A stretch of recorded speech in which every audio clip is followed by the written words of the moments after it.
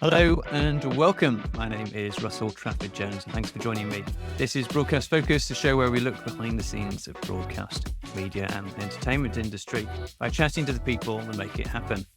It's a small independent channel, so thanks to everyone who supports it by liking, subscribing and, of course, watching.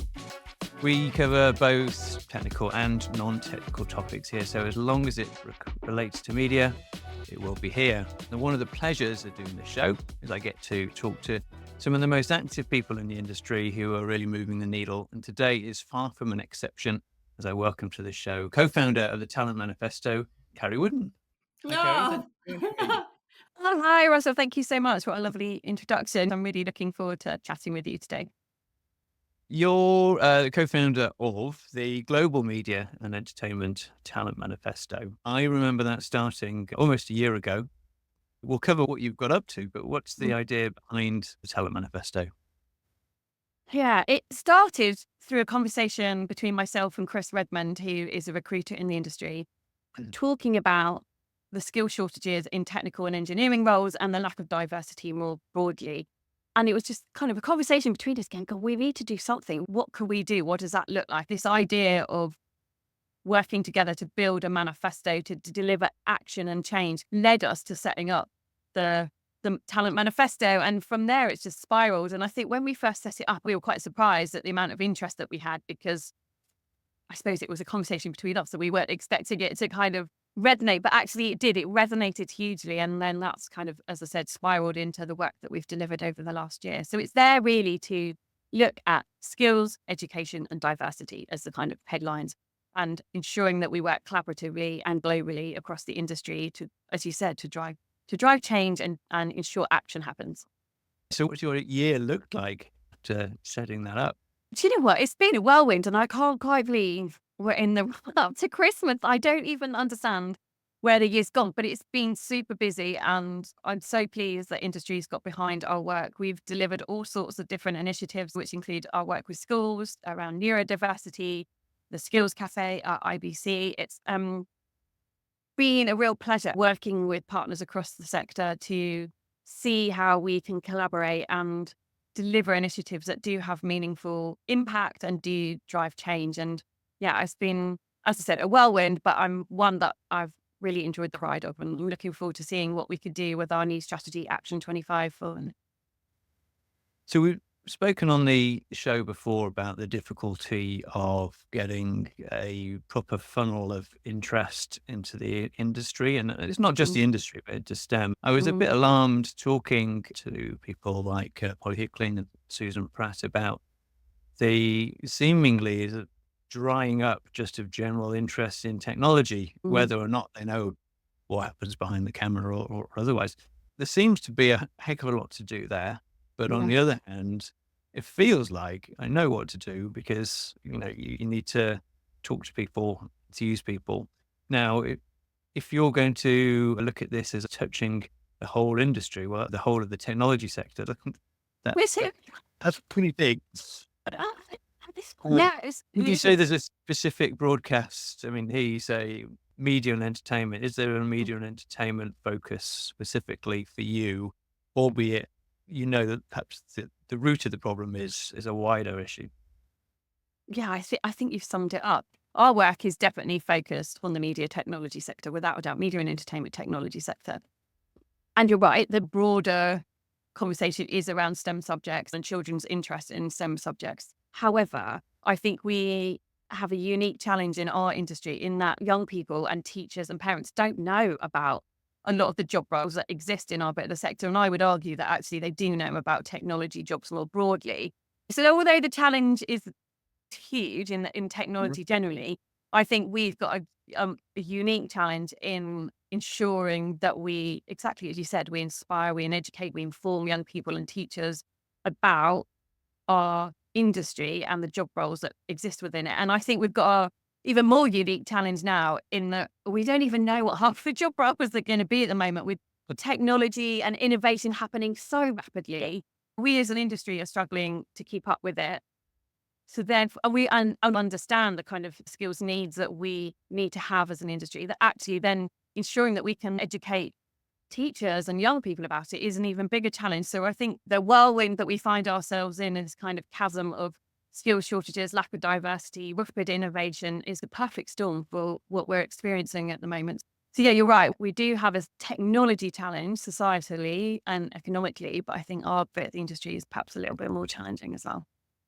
From my background being on the technical side, I'm always guilty of only really thinking of the technical side of the industry, partly because when we talk about skill shortages, it seems to be around that side. But of course, would you say that this is just as applicable to the creative side of? Mm.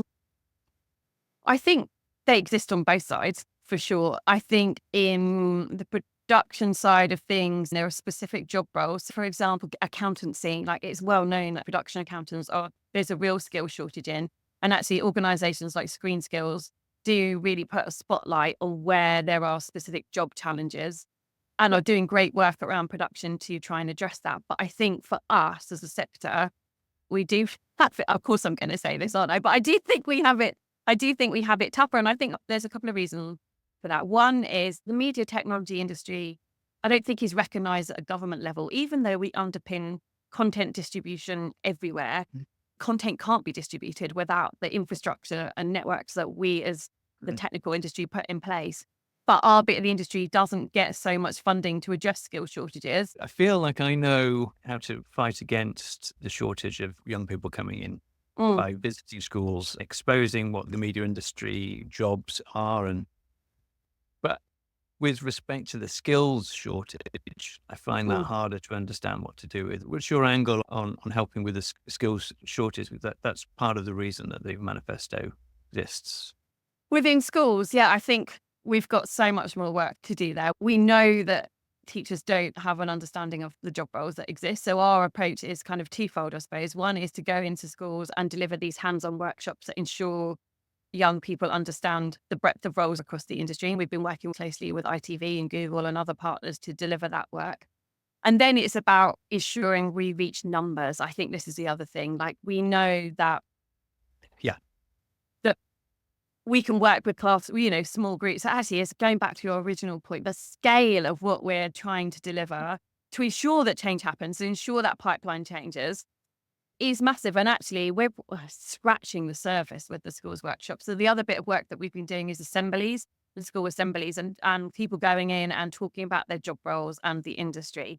So although that's not hands-on and practical as the workshops are, it's ensuring that we're talking about the industry more broadly to in numbers, and that we're at least kind of getting the ideas in young people's heads about the industry and what that industry involves. So I think there's brilliant people out there doing this in their spare time, but we need to all do it. We all need to take responsibility and ensure that we're going into primary schools and secondary schools. And I think if we can all do that individually in the industry, the amount of change that could happen would be enormous. Obviously, people are busy and schedules are, and deadlines happen, and it does take away from the impetus to do this kind of work. But I think we have a moment in time right now, and I suppose that would be my call to arms to everybody watching and listening to this, is that we know there's such rapid innovation happening that the size and shape and scale of the industry might change, the technology is going to change. But if we don't get this right now and we don't invest and ensure that we put the resources into finding and supporting and encouraging diverse talent, then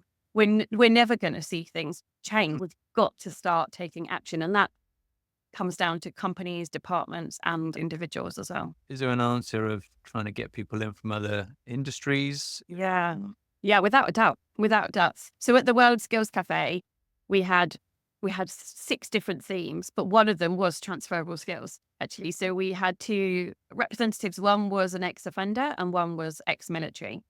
So really kind of looking at diverse communities more broadly alongside diverse characteristics that we traditionally know about. When we were looking at diversity, we wanted to reach as far and as wide as possible. If you talk to Mark and Jazz, who were the 2 representatives on that table, they're really clear about the skill sets and the talents that they can bring to our industry and the values and the strength and the skill sets that they have that can transform our industry as well. But I think we're hesitant to do that when actually we should kind of be looking at those transferable skills. But I think that sits alongside the conversation around as somebody called it, the upskilling architecture. So it was a Hmm. new word that I hadn't come up with, but somebody at the cafe did, which is around the pathways into the industry and what those pathways look like. Yep. So we traditionally rely on school, college, university. That is traditionally, and particularly when you're talking about engineering and technical roles. But actually, we know that we can bring a breadth of expertise and knowledge and skill sets from other industries, from other communities, Yep. then they're not necessarily going to take that ABCD route, right? So we need to find other systems, courses, processes to bring that talent in. And I think that's some of the work that the manifesto is doing at the moment, is looking at what that upskilling architecture, to use that phrase, is. Is that a boot camp? Does that boot camp need to be 3 weeks, 6 weeks, a month, 3 months? What does that Mm. look like Yep. when we need to support that talent in? So absolutely, I really am quite passionate about that. Talent can come from everywhere. We know that there's lots of talent out there, both young and older, with different professional expertise and backgrounds. So we've got to utilize it and Yep. ensure that we bring that talent in. We were talking about that the other week on the show with Aradno, when talking about radio tech. The video showed from one of last year's talks was about supporting older workers in the workplace. Mm. And part of it was like a midlife MOT, where an employer would talk to people of that age and say, how are you set for the rest of your career? What are you doing? But also making sure that you've thought through how your company operates and supports people age 55 or over. We have got an aging employee base, and that's Mm. fine. Yeah. Why make it hard, right? Let's invest. So, you know, Yeah, we need, and I think that's a really important point. Like, it's not, but those people are really valid and have amazing skill sets, and we don't want to lose that knowledge either. And that knowledge needs to be passed on as well. So I think, when we're totally. talking about diversity, we're talking about the breadth of characteristics, and age is absolutely one of them. So That's why I bring it up, because every time somebody mentions another type of diversity, I think, well, why didn't I think of that? It's a mindset really, and yeah. it's important to have.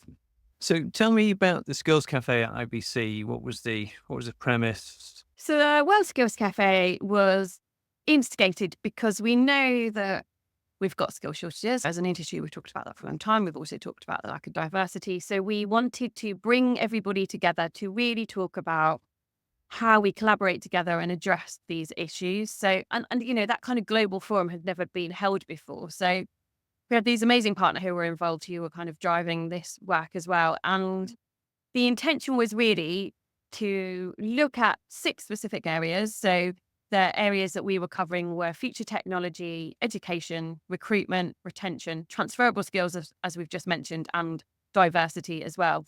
And have discussions around what does that actually mean for our industry, and how can we deliver initiatives, programs of work that can drive change. And that was the premise of it. And it was amazing. We had over 100 people in the room, all talking about 6 different areas. And I came away, Russell, with over 100 pages of notes from all of the people in the room, of just thoughts, recommendations. What do we need to do? What does that look like?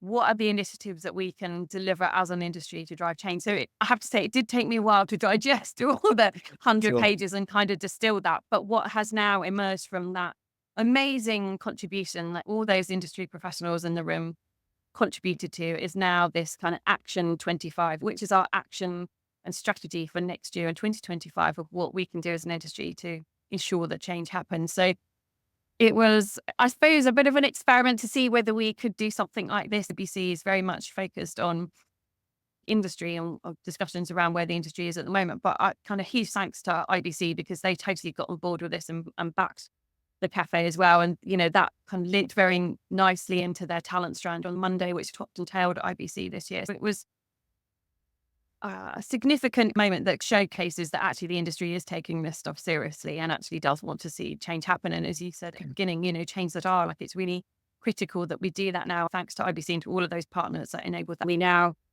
have clear objectives of what we want to do next year. And the intention is that this will be reviewed annually, that we'll go back to IBC next year and have Yep.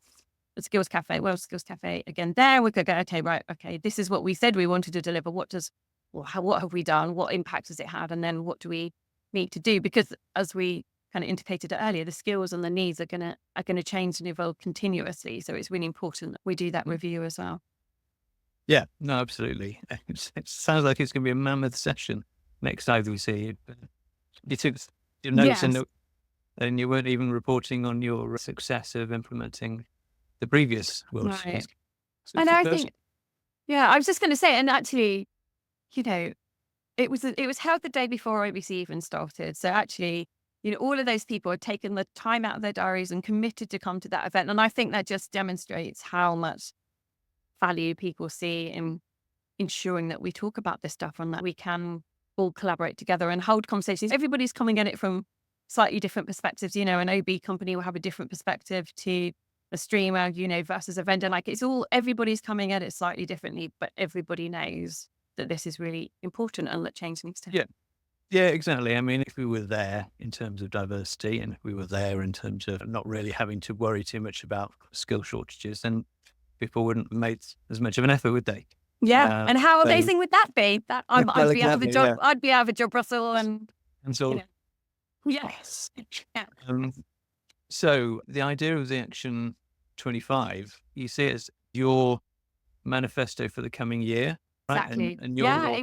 Yeah. you're also asking people to come along for the ride to find the ones that they vibe with. And Yeah. That yeah, resonates with them. And this is what absolutely. the idea is to see which ones make the most sense to you. What kind of things are we going to be talking about over the next year? Okay, so one of the key ones is a skills map. We've talked a bit about schools and educating both young people, children, and parents and teachers. What we don't have at the moment is a skills map of kind of Mm. understanding what are the skills that we need and what are the job roles we're looking at. So this one resonated so much with so many people in the room once it had been suggested. And so that's one of the big ones that we want to achieve next year, mapping the job roles for now and the future. Sitting alongside that is continuing the work we've done around schools and delivering those workshops. I think that's a critical bit, as we've Yeah. discussed today. We've delivered some of that this year in 2024, but it's definitely something that we want to continue and expand on in 2025. One of the other ones is encouraging companies to undertake a diversity accreditation mark. So we know that there's great accreditation marks out there that kind of focus on diversity, but not all companies in the industry will have undertaken that mark. Some will have done, but some won't have done. So we're really trying to encourage all companies to commit to undertaking one of those accreditation marks. And we're going to have a list of companies that do that. We're working it through at the moment. I'm talking to a couple of companies, but I think the company that I'm hoping we can go with is going to almost provide like a bronze, silver, gold status. So this is the kind of work we're doing for diversity. And we've now got to a match of bronze, but we're working towards trying to get our silver, which involves another XYZ pieces of work and initiatives to happen. We're not going to reinvent that wheel. There are other brilliant companies that do that externally that we're Sure. just Yeah, pointing to. I think it's really important that we as an yeah. industry understand where we are as a baseline, and then we can Again, work it's from there. signposting companies to say, "Oh, this is a good idea." And most people will say, "Yeah, I think it would be." You spent some time during the year with a survey for neurodiversity. I'm surveying Yes. the industry. So actually, the survey on neurodiversity happened a year ago. It was this time last year. And the reason that came about is because when I was talking about the manifesto and looking at skills and skill shortages and engineering and technical roles, this kind of phrase kept coming out where people were like, well, of course, all engineers are neurodiverse. I'm like, well, aren't they? Like, who on earth has said that? Has there been any research on this? Is that true? And it kept coming up time and time again. And I was like, actually, okay, if we're trying to address skill shortages in engineering and technical roles, this could be really critical in how we approach recruitment and supporting young people into these job roles. Like, I really wanted to get under the skin of what does this actually mean? So yes, we ran a survey last year. I haven't published the findings. I've kept that to the team at the manifesto, but all of the feedback was saying, actually, we don't have a community in the industry. We'd love a mentoring program. We'd love some leadership to happen so that leaders can understand what it means to be neurodiverse, how to support neurodiverse colleagues and teams. And it was it was extraordinary to see how much support was needed and wanted. That led to a pilot mentoring program at the beginning of the year. I wanted to keep it small because it was a new area for me, and I wanted to just see whether actually mentoring would work and actually was the right pathway to go. And actually, it was one of the most honestly extraordinary experiences for me personally, getting to meet and work with all of these amazing professionals across the industry. But what was really fascinating is that I think it was more than 50%. I think it was probably more like 70% actually of the mentees didn't want me to share their name or who they were on any social media or on any LinkedIn post or with anybody at all, because they were worried about the impact that it would have on their career, their promotional opportunities, what their colleagues would say, what their managers would say. And I just found that absolutely heartbreaking that actually we think that we've come quite far with diversity, but actually, what, like, let's take this for as an Yeah. example, we just haven't. And it was a really brilliant program. And alongside that, we have delivered some leadership training as well. And we've just launched our second mentoring program as well. So we're just Oh, going through the fantastic. pairing process. Yeah, it is amazing. So we've got 20 on the program this time round, Mm. and we're just going through the pairing for the mentees and mentors that will begin in December and carry on through to next year. But it's been a huge learning curve for me, and I'm so thankful for all of the people that have given up their time to support it.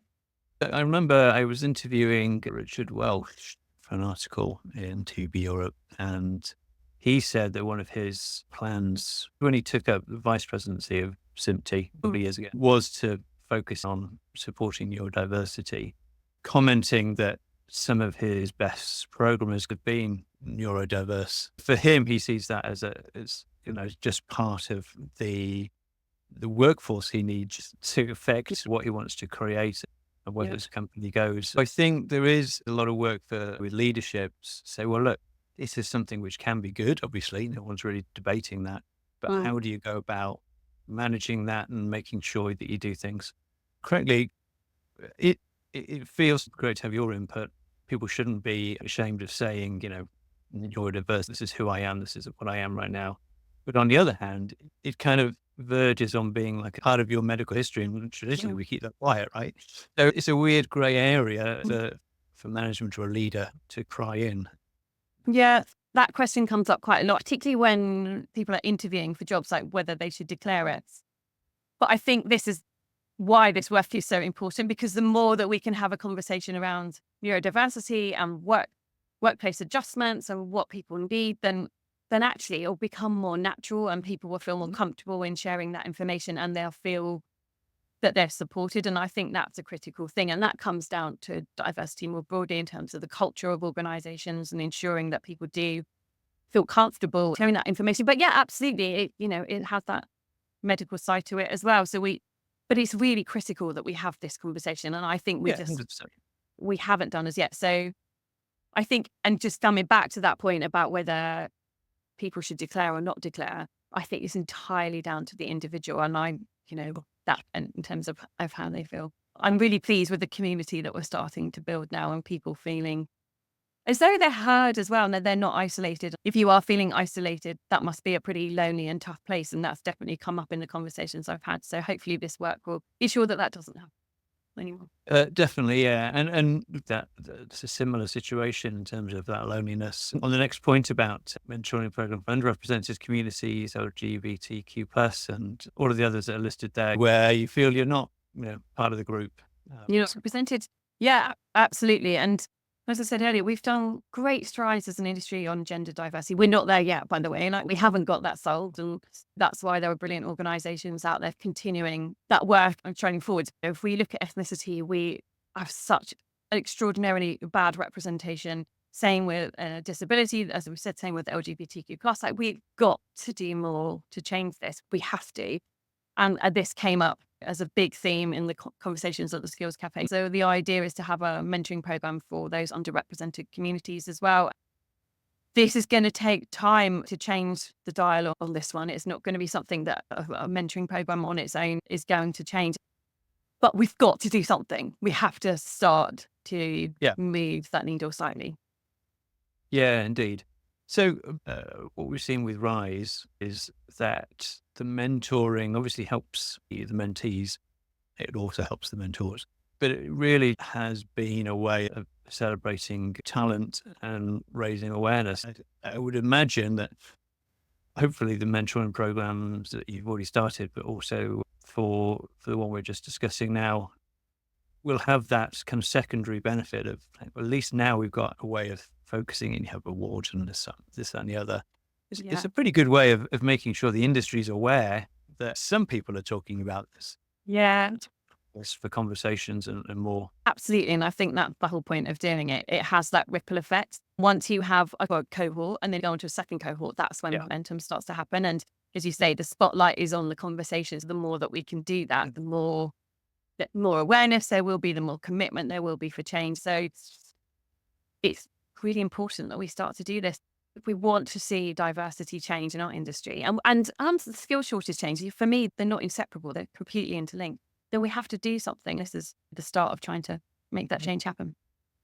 Yes. We already spoke about the idea of a boot camp. I Yes. think people to come in. So I mean, the phrasing here is we support the development of a boot camp. It's not necessarily a plan to start one immediately. Exactly. Let's Yeah. get together. What would it look Yeah. like? Yeah. And that's really related to the next point, which is around having a bit more research on what specific roles there are shortages in. I don't think we've got that data at the moment. For example, the IABM did a brilliant survey earlier this year, which showed that 80% of their members still struggle to recruit technical and engineering staff. But now we need to go, okay, so you're struggling, but which roles is that in? At which levels of seniority? So until we get that granular data, I don't think we can fully address it. So that, and the boot camp might be a way of solving some of that. So they're kind of, I think those two are quite interlinked as well. But we do need that deeper analysis so we really understand what we can do to address these shortages in those specific roles. Yeah, indeed. And what's the next point about around young people? Do you know what, Russell? This was so fascinating. So we had some students and graduates in the room at the cafe. The language came up time and time again. And young people saying, broadcast doesn't mean anything. Media technology doesn't mean anything. Content creation doesn't mean anything to me. All the terminology we use on a daily basis, it just wasn't resonating or meaning anything to the young people. And it came up in all of the conversations, I think pretty much in all of the tables, because we want to ensure that we bring a diverse pipeline of young talent into the industry. We've got to be able to communicate with them and for them to understand what it is we're trying to sell to them in terms of job roles. So we all came away going, we've got to dig a bit deeper into these roundtables, dig a bit deeper into this conversation around language, and let's have some roundtables and talk to young people and find out what do they mean when they think about the content that they're watching on YouTube or the content they're watching on TikTok. What do they view that as? I think this is a really important part of the work that we need to do next year. I think that it's as much about making sure that companies who want to reach out, and as well as individuals are reaching out in the right way, it's almost accepted now that if you want to put some videos on Facebook, then you're going to get a certain demographic, which is not going to be the demographic you're looking for to get young people in. On the other hand, I'm very aware that if you just shove something on TikTok or Threads or whatever, then it doesn't necessarily help because it's just going to be someone talking totally different way, which isn't really going to have any resonance at all. So I like the idea that this pledge here is more deep analysis and conversation than that. But the learning can be spread and used by people across the industry to better engage. Exactly. It'd be tricky to So someone who's 30 years younger than you.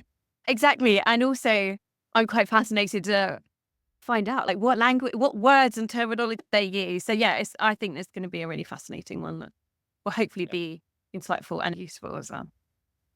So pledge number 9 is a very easy one to commit to supporting World Skills Cafe IBC 2025.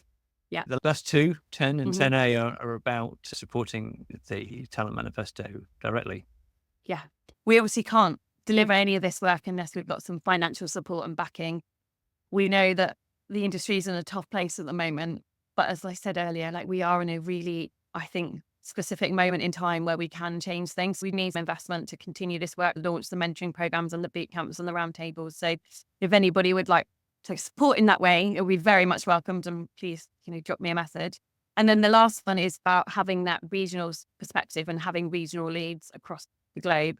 We know that there'll be nuances between the US and Europe. So even though these themes and actions are global, we know there'll be slightly different perspectives and slightly different nuances in terms of where people want to focus. So we're looking for regional leads and regional advisory boards. I'm pleased to say we've already got some of those on board already, which is amazing. So we've got leads in Europe, US and South Africa, actually. So I'm just working on APAC, but we're looking for other people to join as well. So please let me know if you're interested in more the supporting merrier. in that way. The more the merrier, absolutely. If you're looking for motivation and a way to focus your thoughts on this, it's hard enough to imagine delivering fully on the schools program within the UK. Imagine trying to get into all the schools across Europe, Yeah. North America, South Africa, APAC. There's a lot It's- to do.